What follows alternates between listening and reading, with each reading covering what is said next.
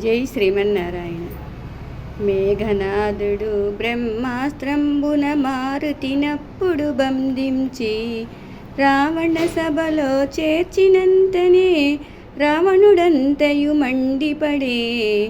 మేఘనాథుడు రావణాసురుని కొడుకు. ఈయన మేఘాలలో ఉండి కానరాకుండా ఎవరినైనా వధించగలడు. ఎన్నో వేల మంది రాక్షసులను ఆయన వధించేశాడు. ఆంజనేయ స్వామి వారికి బ్రహ్మదేవునిచే ఇవ్వబడిన ఒక వరము ఉన్నది.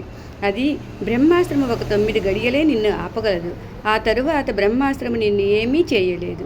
మేఘనాథుడు ఆంజనేయ స్వామి వారి మీదకి బ్రహ్మాస్త్రమును ప్రయోగించి బంధిస్తాడు. అప్పుడు ఆంజనేయ స్వామి వారికి ఆ బ్రహ్మాస్త్రం నుండి విడిపించుకునే శక్తి ఉన్నప్పటికీ వారి యొక్క శక్తియుక్తులను రావణాసురుని మరియు ఆ లంకానగరాన్ని అంతటినీ చూడవచ్చని మేఘనాథునికి పట్టుబడి రావణాసురుని భవనానికి చేరుకుంటాడు. జై శ్రీమన్నారాయణ.